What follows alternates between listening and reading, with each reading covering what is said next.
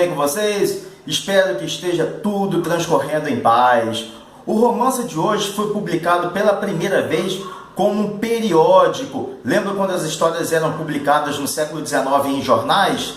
Então, a partir de julho de 1890. Mas, quando os editores receberam os originais, eles temiam que a história fosse considerada uma obra indecente. E sem o conhecimento do autor, suprimiram vários trechos da obra. Estamos falando de O Retrato de Dorian Gray, de Oscar Wilde, uma obra-prima deste autor maravilhoso. Mas antes da nossa conversa, vocês vão se inscrever, dar um like esperto aí pra gente, comentar e compartilhar com seus filhos, seus familiares e amigos, levar um pouco de cultura para todo mundo. Postem o link em suas redes sociais. Vamos levar cultura, levar conhecimento, levar luz.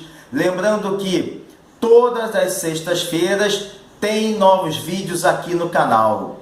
Meus amigos, se vocês ainda não leram nenhum livro de Oscar Wilde, precisam beber dessa fonte de conhecimento. Oscar Wilde era filho de intelectuais que nasceu em Dublin. Na época, a Irlanda ainda pertencia ao Reino Unido. Ele nasceu no dia 16 de outubro de 1854 e faleceu em Paris em 30 de novembro de 1900.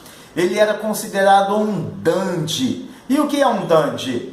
É aquele homem extremamente erudito que gostava de se vestir bem, de comer e beber bem, mas ele às vezes poderia ou não pertencer à classe da nobreza. Normalmente, sem dúvida nenhuma, era um aristocrata. Mas hoje nós não vamos falar de Oscar Wilde. Nós poderemos deixar essa biografia numa próxima oportunidade. Nós vamos falar aqui no canal Sobrevivência em Livros sobre o livro máximo dele, O Retrato de Dorian Gray, uma obra sensacional. E ele tem outros textos que são contos, peças de teatro e fábulas. Meus amigos, O Retrato de Dorian Gray é um romance filosófico que, de acordo com os padrões da literatura do século XIX, é um exemplo da literatura gótica. Isso mesmo, da literatura gótica, com fortes temas interpretados a partir do lendário Doutor Fausto da mitologia alemã.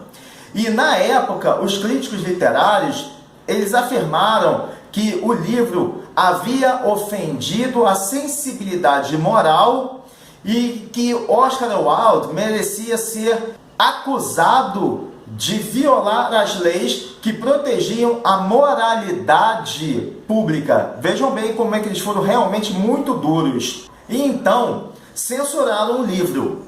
Em resposta, o Wilde defendeu agressivamente seu romance e sua arte em uma correspondência trocada com a imprensa britânica. E ele revisou e ampliou a edição de periódico em 1890 para a publicação do romance que nós encontramos nas livrarias. Ele fez isso em 1891 e contou com um prefácio aforístico, ou seja, uma apologia sobre a arte do romance e do leitor.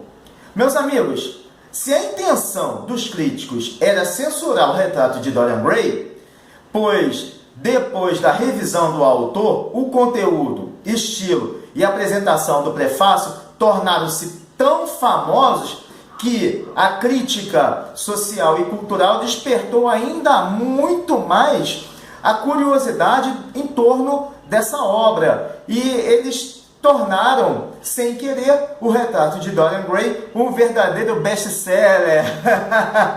O tiro saiu pela culatra. Mas o que tem neste livro que o torna tão essencial na história da literatura mundial?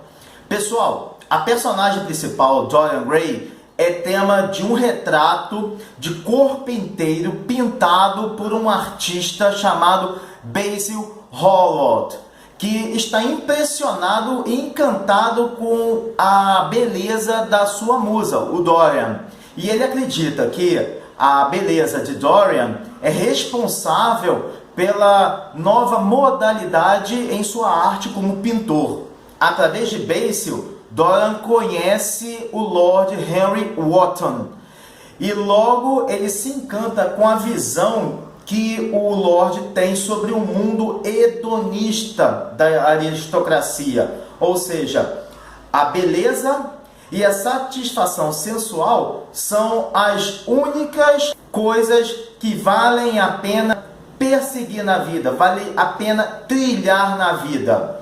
Vendo que sua beleza irá desaparecer com o tempo, Dorian expressa o desejo de vender a sua alma para garantir que o retrato envelheça no seu lugar. O desejo é concedido e então, enquanto Dorian parte em busca de uma vida libertina, de experiências variadas, prazeres e amoralidades, o seu retrato é que envelhece e registra todas as coisas ruins que corrompem a alma do próprio Dorian. Meus amigos, não se preocupem, porque apesar dessa obra ser um clássico da literatura, várias vezes roteirizado para o cinema e o teatro, não vou dar spoiler para aqueles que não leram. Vocês sabem que aqui não tem spoiler.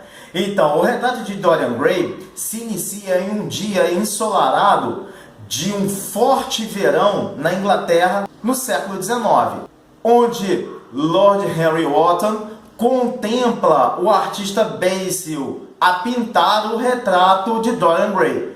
Ao mesmo tempo, nesse instante que ele está naquele salão, vendo o pintor pintar a sua musa, o Lord Henry está falando sobre a sua visão de mundo hedonista, em que a beleza é o único aspecto da vida que vale a pena seguir. Enquanto posa, Dorian fica a pensar no assunto e deseja que o retrato envelheça em seu lugar. Dorian passa a explorar intensamente a sensualidade e ele conhece uma atriz de peças de teatro. Dorian se encanta por ela e propõe casamento, mas o irmão protetor, muito protetor da atriz, avisa a irmã que, se ela fosse magoada por Dorian, ele mataria o cara. Mas a atriz, envolvida pelo amor, decide abandonar a carreira em prol de viver este amor ao lado de Dorian. Por outro lado, o seu amado se sente desapontado por ela ter abandonado as peças de teatro, abandonado o palco, e perde o interesse pela mulher. Já em casa, Dorian nota alterações no retrato. Pessoal, que alterações devem ter sido essas? Mas Dorian logo se arrepende de ter rompido com a atriz e tenta se reconciliar, mas não obteve sucesso. Então, Dorian segue a sua vida de luxúria, prazeres e amoralidades infinitas. E 18 anos se passam repletos dessas experiências viciantes de Dorian. Certa vez, antes de viajar para Paris, Basil faz uma visita a Dorian que mostra o que estava acontecendo com o retrato. Meus amigos, logo depois, Dorian vai para uma casa de ópio que era muito comum no século XIX, onde depois de tantos anos reencontra o irmão da atriz. E Dorian engana o rapaz dizendo que não era ele Dorian. E ele consegue escapar da vingança do ex-cunhado. Uma noite, Dorian vê o ex-cunhado rondando pelas cercanias da sua casa. E dias depois, é encontrado morto durante uma caçada. Então, Dorian diz para Lord Henry que se tornará uma pessoa melhor e se apaixona por uma ingênua mocinha, uma ingênua dama, e Gray acredita que esse amor é capaz de trazer a redenção, era capaz de salvá-lo dessa corrupção moral provocada por sua própria vaidade, por seu orgulho e pela curiosidade em busca de novas experiências. Então, meus amigos, Dorian decide... Agora vocês vão ler o livro. Não vou continuar daqui não. Isso foi só um trechinho para deixar vocês aí com um pouquinho de doce na boca. O tema central de O Retrato de Dorian Gray é o esteticismo e sua relação conceitual para viver uma vida dupla. À medida que a leitura avança, o escritor propõe, meus amigos, e expõe por meio de Dorian, que na sociedade vitoriana a imagem pública, vejam bem, a imagem pública e posição social são extremamente importantes.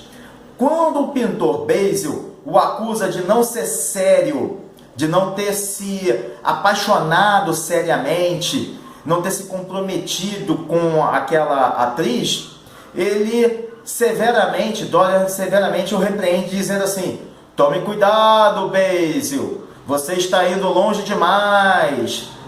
Essa é uma denúncia social que se destaca. E uma outra é a própria hipocrisia do vício de os ingleses do século XIX frequentarem antros de prostituição e ópio. O hedonismo de Dorian aproveita profundamente o terrível prazer de uma vida dupla, ou, como o famoso criminoso da época que aterrorizou Londres e enganou a polícia metropolitana, que é a Scotland Yard, e que até hoje não conseguiu solucionar os assassinatos, Jack Estripador. Essa frieza humana relacionada ao cometer crimes e se comportar como uma pessoa de reputação ilibada em meio à high society, tipo matar a família, cometer um assassinato e participar de uma festa da alta sociedade apenas 24 horas depois do delito,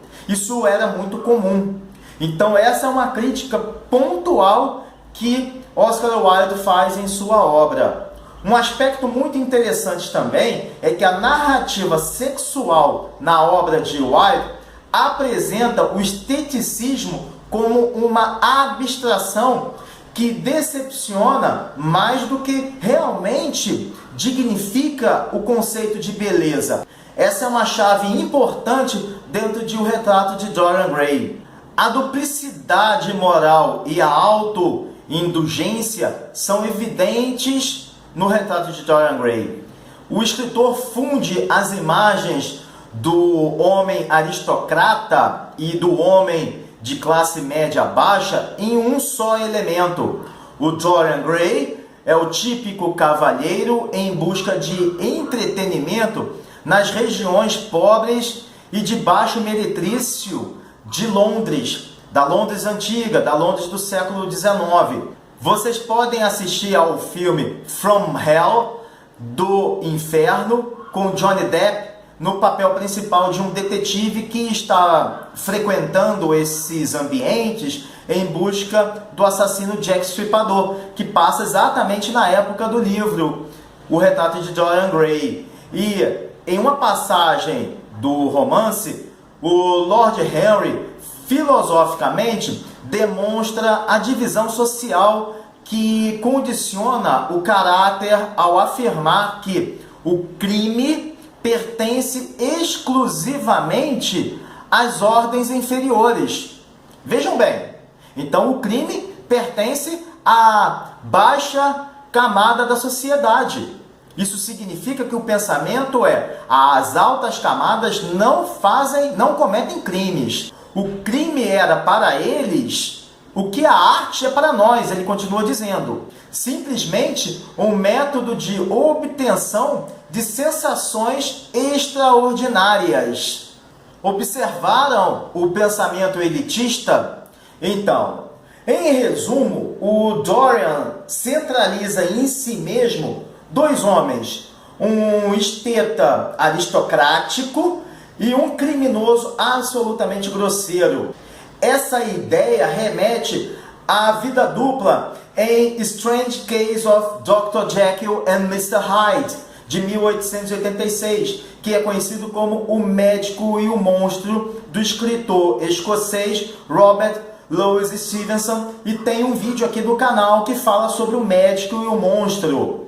Essa novela era extremamente admirada por Oscar Wilde, era o seu livro de cabeceira praticamente.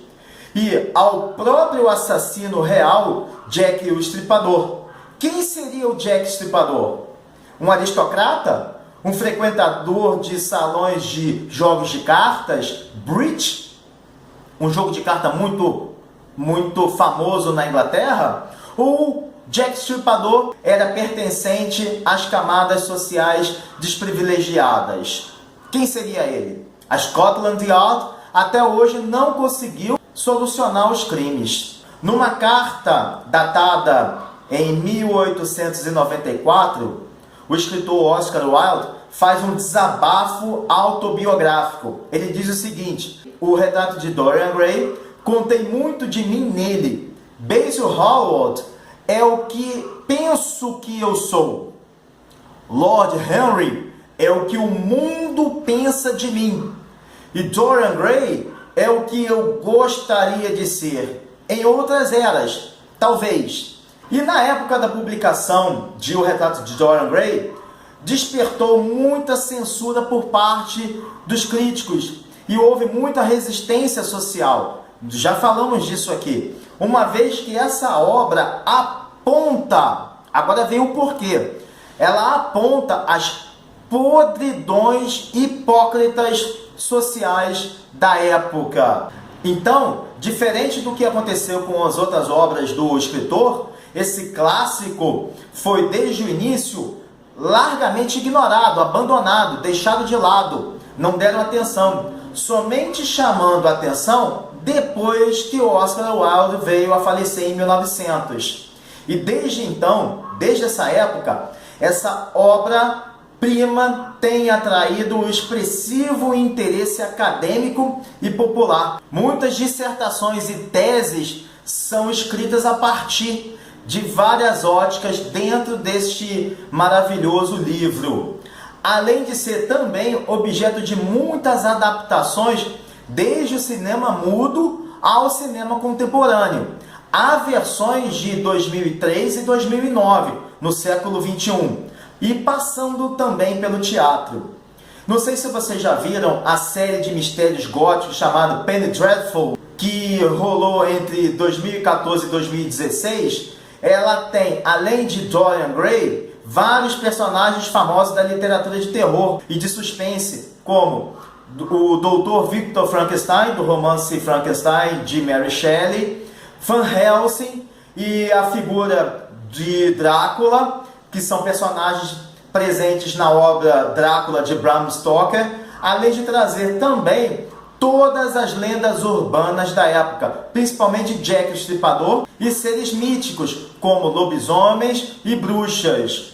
E todos eles juntos espalham sua monstruosidade e alienação pela Londres vitoriana. O título Penny Dreadful se refere a publicações que eram feitas na época, publicações de ficção e terror. E essas publicações eram vendidas na Inglaterra do século XIX e custavam 1 centavo. Daí o apelido de centavos do terror, Penny Dreadful. Mas é isso, meus amigos. Leiam O Retrato de Dorian Gray e outras obras brilhantes deste autor que eu sou fã, Oscar Wilde. São livros com conteúdo que abrem a mente, que nos fazem pensar sobre a vida, sobre o que está acontecendo. E são obras absolutamente atuais dentro dessa sociedade que vivemos, dessa complexa sociedade.